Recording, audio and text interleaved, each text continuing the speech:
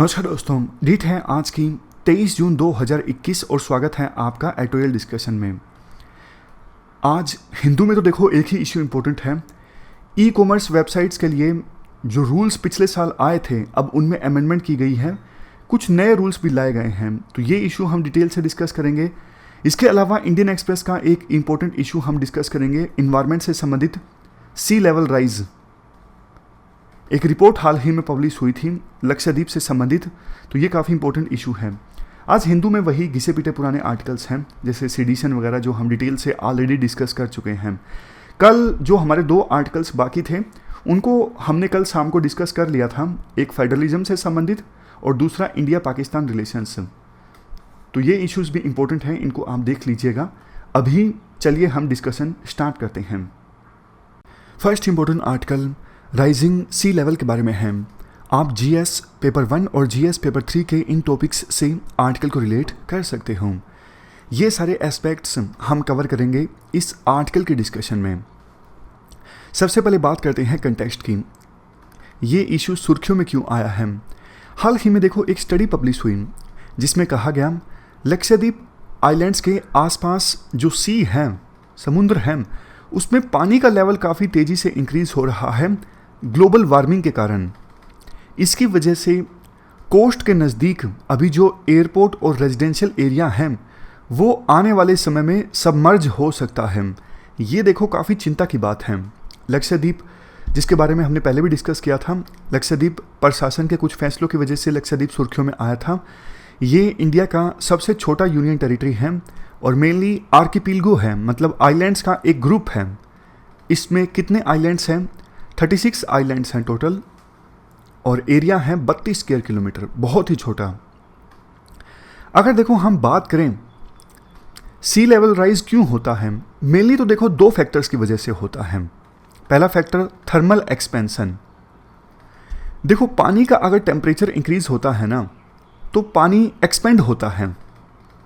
अब आपको पता है ग्लोबल वार्मिंग की वजह से वैसे भी अर्थ का जो एवरेज टेम्परेचर है वो इंक्रीज हो रहा है, तो फिर पानी का टेम्परेचर इंक्रीज होता है तो पानी एक्सपेंड होता है, पानी ज़्यादा एरिया कंज्यूम होता है। ज़्यादा एरिया कंज्यूम करेगा तो फिर सी में पानी का जो लेवल है वो तो इंक्रीज होगा ना। दूसरा फैक्टर मेल्टिंग ग्लेशियर। देखो अर्थ का एवरेज टेम्परेचर इंक्रीज हो रहा है जिसकी वजह से ग्लेशियर्स में और दूसरी जगहों पर अर्थ पर जहाँ पे भी बर्फ़ जमा है वो ज़्यादा पिघल रही है। वो बर्फ़ ज़्यादा पिघलेगी तो नदियों में पानी ज़्यादा आएगा, नदियों में पानी ज़्यादा आएगा तो समुद्र में ही तो वो नदियाँ मिलती हैं ना, समुद्र में भी पानी का लेवल इंक्रीज़ होगा। तो मेनली ये दो फैक्टर्स हैं। अच्छा, प्री में एक क्वेश्चन आ जाए कि सी लेवल को किसकी सहायता से मेज़र किया जाता है, समुद्र में पानी का जो लेवल है उसको हम कैसे मेज़र करते हैं। एक तो देखो टाइड स्टेशंस की सहायता से, दूसरा सैटेलाइट लेज़र एल्टीमीटर की सहायता से। एल्टीमीटर वो डिवाइस होता है जो हाइट मेज़र करने के काम आता है। मान लीजिए फिक्स्ड प्लेस है और इस फिक्स्ड प्लेस से इस पॉइंट तक हाइट मेज़र करनी है तो आप एल्टीमीटर का इस्तेमाल कर सकते हो। अब इसके बाद हम डिस्कस करते हैं सी लेवल राइज के परिणाम क्या क्या होते हैं। मतलब अगर समुद्र में पानी का लेवल इंक्रीज़ हो जाता है तो इसके क्या कंसिक्वेंसेस होंगे।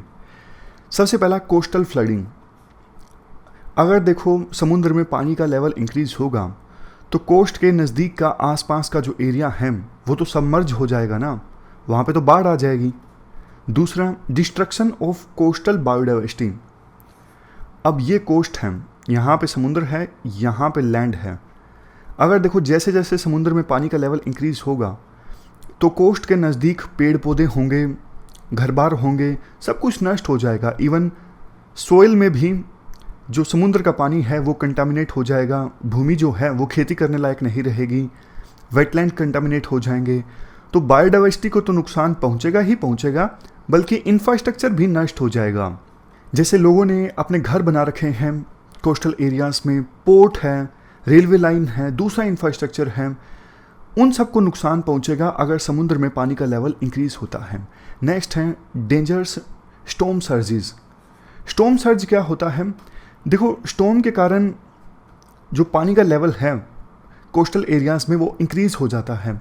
जैसे मीन सी लेवल यहाँ पर है इतना, लेकिन स्टॉर्म के कारण पानी का जो लेवल है वो इंक्रीज़ हो गया।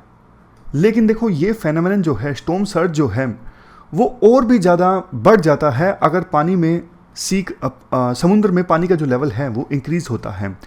यानी जैसे जैसे सी लेवल बढ़ेगा, स्टॉर्म सर्ज की जो संभावना है वो और भी ज़्यादा बढ़ जाती हैं, क्योंकि स्टॉर्म के कारण काफ़ी तेज़ी से हवाएं चलती हैं और वो हवाएं जो हैं वो पानी का लेवल कोस्टल एरियाज़ में इंक्रीज़ कर देती हैं और इससे पानी जो है वो कोस्टल एरियाज़ में घुस जाता है, यानी लैंड पे आ जाता है। कोस्टल फ्लडिंग इसका परिणाम निकलता है, यानी बाढ़ आ जाती है कोस्टल एरियाज़ में। इसके बाद नेक्स्ट है लेटरल एंड इनलैंड माइग्रेशन। अब देखो कोस्टल एरियाज़ में बाढ़ आएगी, एरिया सबमर्ज हो जाएगा, तो लोग तो वहाँ पे नहीं रहेंगे ना, उनको माइग्रेट करना पड़ेगा अंदर के एरियाज़ की तरफ। तो बड़े स्केल पे माइग्रेशन देखने को मिलेगा अगर समुद्र में पानी का लेवल इंक्रीज़ होता है। इंफ्रास्ट्रक्चर का पॉइंट हमने डिस्कस कर लिया। इनलैंड लाइफ डेंजर में आ सकती है, ये भी सच है, जैसा हमने डिस्कस किया।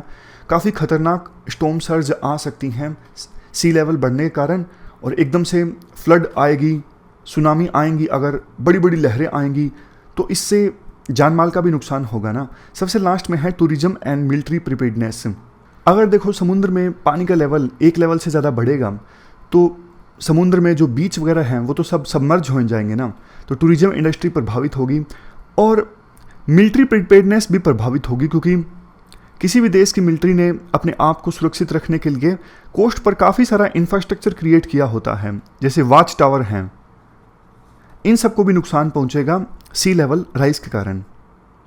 अब इसके बाद नेक्स्ट एस्पेक्ट ये आता है, क्या किया जा रहा है वर्ल्ड में सी लेवल राइज को टैकल करने के लिए, इस चुनौती से निपटने के लिए। सबसे पहला है रीलोकेशन। अब समुद्र में पानी का लेवल इंक्रीज़ हो रहा है तो कोई रास्ता बचता नहीं कई सारी जगहों पर, तो एक ही रास्ता बचता है, रीलोकेट कर दो लोगों को, पूरी की पूरी सिटी को। ये देखने को मिल रहा है काफ़ी सारी जगहों पर। जैसे देखो किरिबाती एक आइलैंड है, प्लानिंग ये है इस आइलैंड को फिजी में शिफ्ट कर दिया जाए। इससे भी ज़्यादा इंडोनेशिया की जो अभी कैपिटल है जकार्ता, उसको रीलोकेट करने की बात चल रही है बोर्नियो में। बोर्नियो में एक अलग से सिटी प्लान की जाएगी, वहाँ पे इंडोनेशिया की नई कैपिटल होगी। तो ये पहला स्टेप है। दूसरा स्टेप, एक बहुत बड़ी समुद्री दीवार बनाओ। जैसे देखो इंडोनेशिया की सरकार ने ये प्रोजेक्ट लॉन्च किया है, कोस्टल डेवलपमेंट प्रोजेक्ट, जिसका नाम है जाइंट सी वॉल या फिर जाइंट गरुड़ा। 2014 में उन्होंने ये प्रोजेक्ट लॉन्च किया था। मेन इस प्रोजेक्ट का मकसद यही है, कोस्टल एरियाज़ में बड़ी बड़ी दीवारें बनाना ताकि सिटी को फ्लड से बचाया जा सके। नेक्स्ट है बिल्डिंग एनक्लोजर्स। रिसर्चर्स ने देखो ये नया आइडिया प्रपोज किया है, नॉर्दर्न यूरोपियन एनक्लोजर डैम। आप ये मैप देखिए, यहाँ पे 476 किलोमीटर लंबा ये एनक्लोजर बनाया जाए ताकि ऊपर से आर्कटिक सी से जो बर्फ़ पिघल रही है उससे यहाँ पे ज़्यादा पानी ना आ पाए, और जो 15 नॉर्दर्न यूरोपियन कंट्रीज़ हैं वहाँ पे बाढ़ आने से बच जाएं। ये है एनक्लोजर का आइडिया। इसी प्रकार का एनक्लोजर पर्शियन गल्फ, मेडिटेरेनियन सी, बाल्टिक सी, आयरिश सी, रेड सी, यहाँ पे भी बनाए जा सकते हैं। इसके बाद नेक्स्ट है architecture to steer flow of water. जैसे डच सिटी रोटरडम का ये कंसेप्ट है, टेम्परेरी पॉन्ड बनाए जाते हैं। जैसे देखो ये एक स्केयर है, वाटर स्केयर इसे आप कह सकते हो। आम दिनों में यहाँ पे स्पोर्ट्स खेला जा सकता है, एस्थेटिक एक्टिविटीज़ के लिए जगह होगी, मतलब लोग आके इकट्ठा हो जाएं थोड़ा टूरिज्म के लिए। लेकिन जैसे ही कोस्टल फ्लडिंग आएगी यहाँ पे सारा का सारा जो पानी है वो जमा हो जाएगा। इस एरिया को इसी प्रकार से बनाया जाएगा, डेवलप किया जाएगा कि बहुत सारा पानी यहाँ पे स्टोर हो सके। एक डीप बेसिन होगा, एक डबल डीप बेसिन होगा, इवन आसपास की बिल्डिंग्स में रेन वाटर जो है वो भी यहीं पे आके जमा होगा। जबकि आम दिनों में यहाँ पे लोग खेलते रहेंगे, उस जगह का यूटिलाइजेशन हो जाएगा। तो इस प्रकार का कंसेप्ट इन्होंने अपनाया है नीदरलैंड वालों ने। तो ये हमने स्टेप्स जाने जो लिए गए हैं वर्ल्ड में सी लेवल राइज को टैकल करने के लिए। लास्ट में हम बात करते हैं इंडिया की। इंडिया कितना वल्नरेबल है, ज़्यादा ही वल्नरेबल है। क्यों? क्योंकि देखो इंडिया में 7,516 किलोमीटर की तो कोस्ट लाइन है, जिसमें से 5,422 किलोमीटर की जो कोस्ट लाइन है वो मेनलैंड इंडिया की है। बाकी ये 2,094 किलोमीटर की जो कोस्ट लाइन है वो आइलैंड से हैं, जैसे अंडमान निकोबार आइलैंड से लक्षद्वीप, यहाँ की कोस्ट लाइन है 2,094 किलोमीटर की।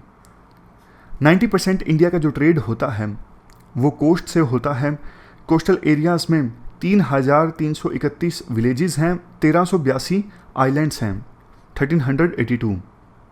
तो इन्हीं वजहों से इंडिया ज़्यादा वल्नरेबल है। अगर बात करें इंडिया ने क्या स्टेप्स उठाए हैं, देखो ये जो इंडोनेशिया ने जो स्टेप्स उठाए हैं, इतना सीरियस स्टेप्स तो इंडिया ने अभी तक नहीं उठाए हैं, लेकिन हमारे देश में national action plan on climate change है। इसके अलावा कोस्टल रेगुलेशन जोन भी बनाए गए हैं कोस्टल एरियाज़ को प्रोटेक्ट करने के लिए। तीसरा, पेरिस क्लाइमेट चेंज एग्रीमेंट के प्रति इंडिया प्रतिबद्ध है। पेरिस क्लाइमेट चेंज एग्रीमेंट में काफ़ी सारे वादे इंडिया ने किए हैं, एमिशंस को कम करने को लेके, फॉसिल फ्यूल्स को कम करने को लेके। तो कुल मिला के यही जनरल पॉइंट्स हैं। वैसे देखो ग्लोबल वार्मिंग को कम करने के लिए भी, क्योंकि ग्लोबल वार्मिंग एक मेन फैक्टर रिस्पॉन्सिबल है सी लेवल राइज के लिए, तो इसको कम करने के लिए काफ़ी सारे मेथड्स अपनाए जा सकते हैं, जैसे कार्बन सिक्वेस्ट्रेशन, एटमॉस्फेयर से कार्बन को सोखना, फॉसिल फ्यूल्स का इस्तेमाल कम से कम करना, और रिन्यूएबल एनर्जी जैसे विंड एनर्जी, सन एनर्जी, इनका इस्तेमाल करना, कार्बन टैक्स, ये सब उपयोग में हो रही हैं ताकि ग्लोबल वार्मिंग को कम किया जा सके, एमिशंस को कम किया जा सके। तो ये पूरा आर्टिकल हमने डिस्कस किया सी लेवल राइज से संबंधित। चलते हैं आगे। इसके बाद next article e commerce websites के रेगुलेशन से संबंधित हैं। आप जीएस पेपर 3 के इस टॉपिक से आर्टिकल को रिलेट कर सकते हो।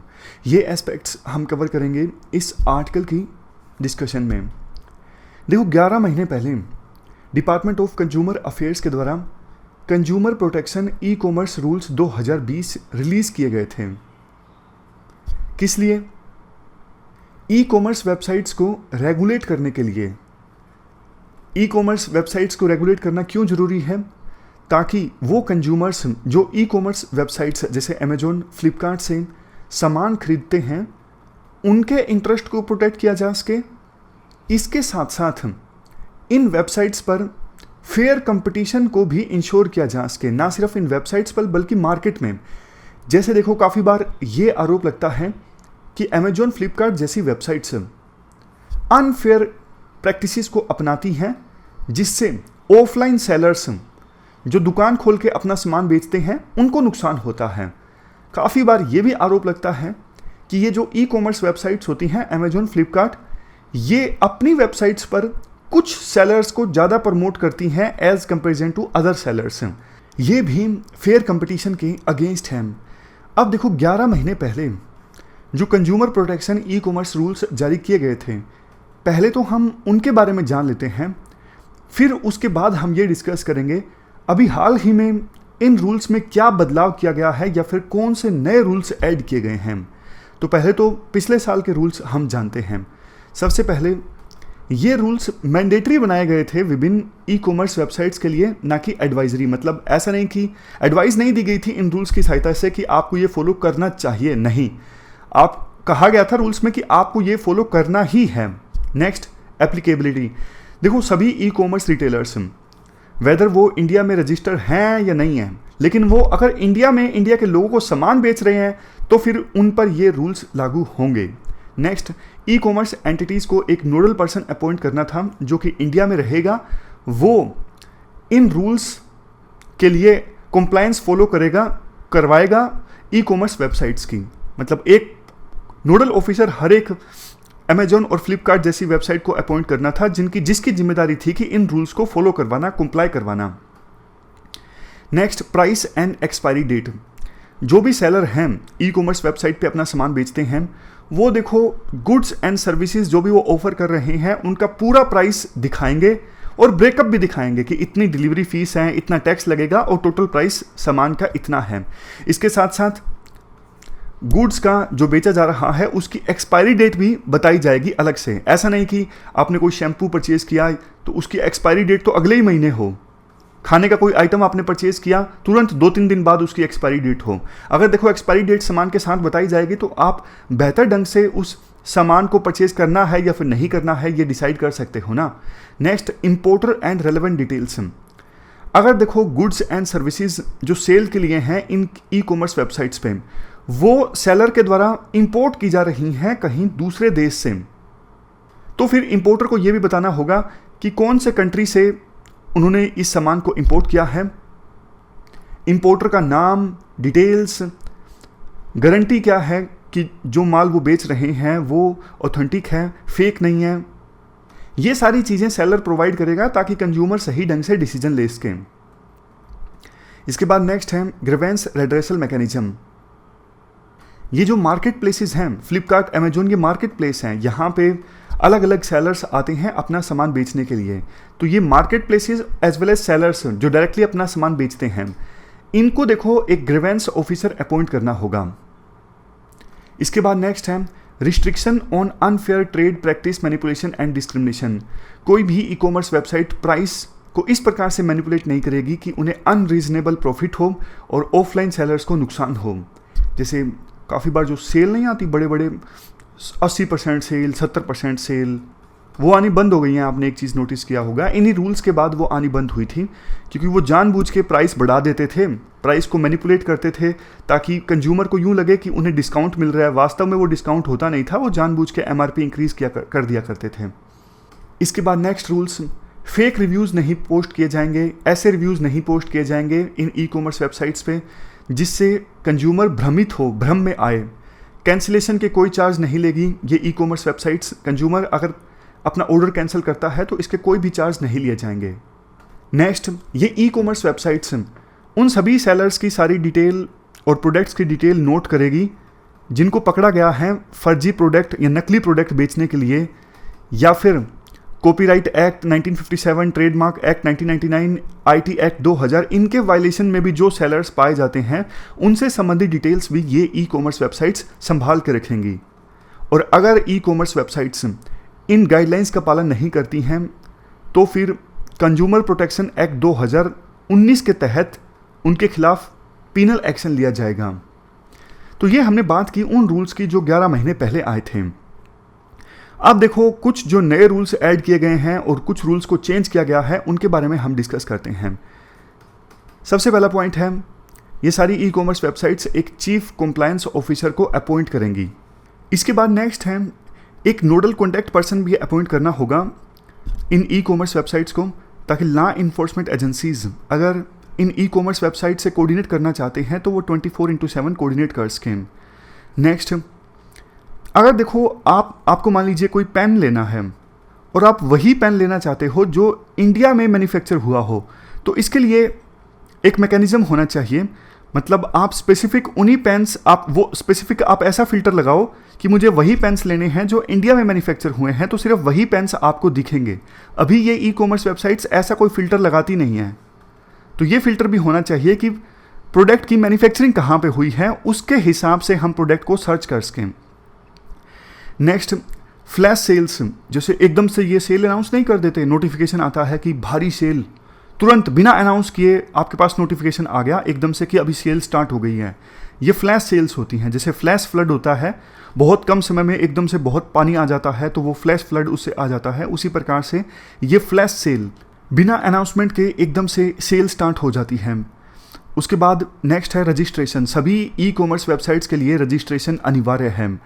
नेक्स्ट, अगर देखो ये ई कॉमर्स वेबसाइट्स पे जो सेलर सामान बेच रहे हैं, पैसे ले लिए, सामान नहीं दिया, तो जिम्मेदारी किसकी होगी? इन वेबसाइट्स की, अमेजोन, फ्लिपकार्ट जैसी वेबसाइट्स की, जो मार्केट प्लेस हैं जहाँ पे वेरियस सेलर्स आके अपना सामान बेचते हैं। अगर वो सेलर सामान नहीं पहुँचाएंगे तो जिम्मेदारी इन वेबसाइट्स की होगी। नेक्स्ट, अगर देखो कोई साइबर सिक्योरिटी इशू आता है या फिर इन गाइडलाइंस का कोई और रूल वायलेट होता है, सरकार इनसे जवाब मांगती है, तो 72 घंटे के अंदर अंदर इनको जवाब देना होगा। तो ये कुछ मेजर अमेंडमेंट्स हैं, इनके बारे में हमने डिस्कस किया। जैसे देखो हमने शुरुआत में भी यही जाना मोटिव क्या है इन गाइडलाइंस को लाने का, इन अमेंडमेंट्स को लाने का। एक तो फेयर कंपटीशन इंश्योर किया जा सके, दूसरा प्रोटेक्ट जो कंज्यूमर्स के हित हैं उनको सुरक्षित रखा जा सके, यानी कस्टमर्स के इंटरेस्ट को प्रोटेक्ट किया जा सके। बट देखो, एक चीज़ जो आप कंक्लूजन में भी कह सकते हो, ओवर रेगुलेशन ना हो। कंज्यूमर्स के इंटरेस्ट को प्रोटेक्ट करना जरूरी है, फेयर कंपटीशन को भी प्रोटेक्ट करना जरूरी है, लेकिन ओवर रेगुलेशन अगर हो जाता है तो फिर ईज ऑफ डूइंग बिजनेस हमारे देश में प्रभावित होता है।